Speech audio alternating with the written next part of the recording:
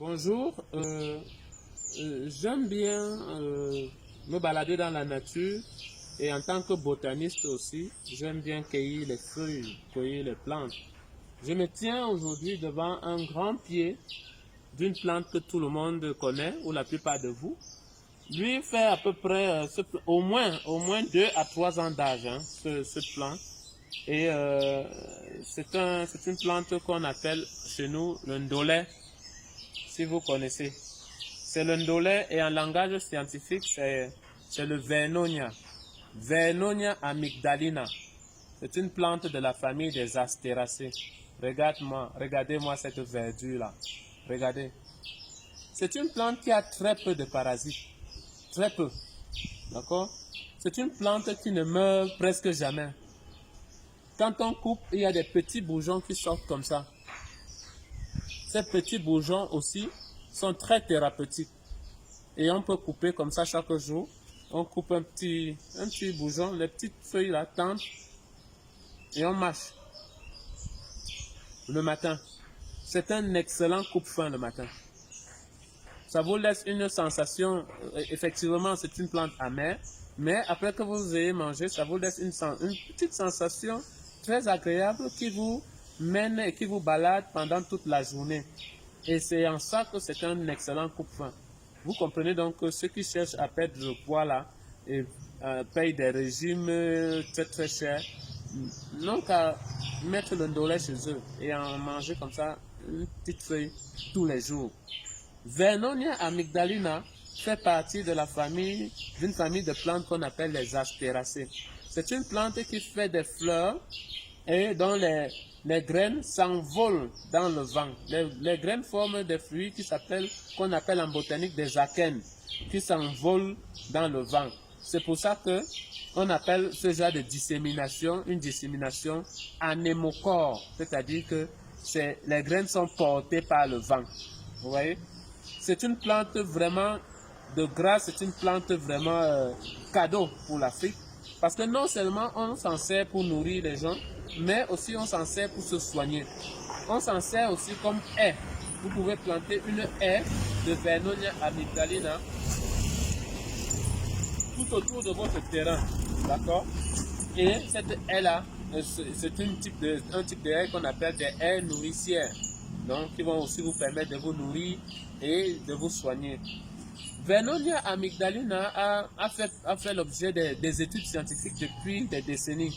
Par exemple, l'année dernière, aux États-Unis, une équipe de chercheurs congolais a publié dans un journal scientifique américain que cette plante avait des propriétés antipaludéennes et qui était pareille ou presque pareille aux propriétés des antipaludéens chimiques qu'on nous donne à l'hôpital.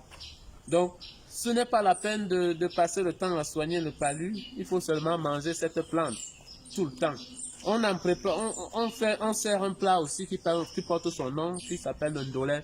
Donc, les familles qui sont tout le temps maladives, là, où il y a tout le temps le palu, ils ne peuvent tout faire que cuire ce ndolé tout le temps. Ou c'est manger ce ndolé tout le temps. Minimum 2 à 3 fois par semaine, pourquoi pas. D'accord? Les gens vont me dire qu'il n'y a pas l'argent pour ça. Est-ce que vous passez en route, vous coupez juste une branche comme ça, vous allez piquer chez vous. Et ça pousse et vous mangez tous les jours. Maintenant, vous pouvez aussi utiliser ça pour vous soigner réellement, c'est-à-dire faire une décoction de ces feuilles. Comment vous allez le faire? Vous prenez une bonne partie de ces feuilles-ci, coupez les feuilles comme ça. Ok? Ça vous donne de bonnes bottes et vous mettez tout ça comme ça dans un pilon, dans un mortier. Hein? Et vous utilisez un pilon pour piler. D'accord? Vous pilez ces feuilles pour que ça vous donne une bonne quantité de liquide. Vous pouvez même aller à 1 litre, ça dépend de vous. Quand vous obtenez à peu près 1 litre de liquide, vous le mettez dans une bouteille et vous rajoutez pour 1 litre de liquide, vous ajoutez à peu près demi-cuillère à café de sel.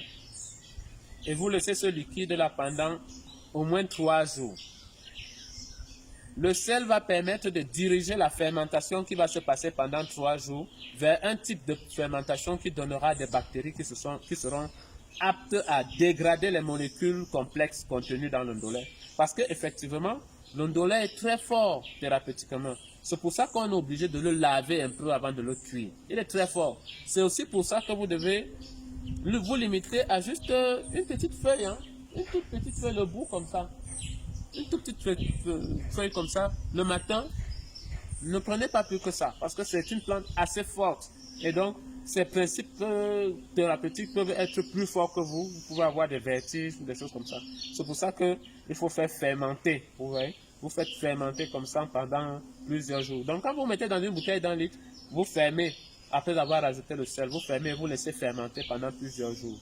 La posologie, c'est que vous allez prendre après 3 jours, plusieurs jours, 2 cuillères à soupe par jour pour vous soigner. Je rappelle qu'il y a des études qui montrent que cette plante est très bonne pour les diabétiques. Elle est très bonne pour perdre le poids.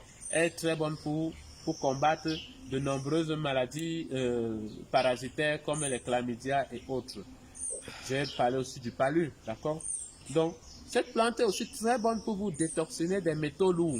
Vous savez qu'il y a des gens aujourd'hui qui ont des maladies qu'on n'explique pas et qui sont liées à des métaux lourds qu'ils ont dû ingérer par plusieurs méthodes médicamenteuses, chimiques ou des cosmétiques ou d'autres traitements. Je ne veux pas en parler ici. Mais ces traitements ou bien ces actions-là mettent des métaux lourds dans le corps qui sont parfois très difficiles à déloger. L'ondolait est efficace pour les déloger. Mais son seul problème, c'est qu'il est amer. Mais qu'est-ce que vous voulez? C'est l'amertume qui soigne. Ce n'est pas le sucré, le salé et le pimenté qui soignent. D'accord? Donc, je voulais partager avec vous, une fois de plus, cette richesse que nous avons. Cette richesse que nous avons en Afrique et qui fait que nous sommes enviés par de nombreux peuples. L'Afrique est riche, elle n'est pas pauvre. Vous n'êtes pas pauvre, vous êtes très riche. Regardez, ça pousse de partout. Ça pousse même dans les rues. Quand vous vous baladez dans les rues, vous trouvez les plantes d'ondolait comme celui-ci. Utilisez-le pour vous soigner. C'est aussi simple que ça. Merci et à très bientôt.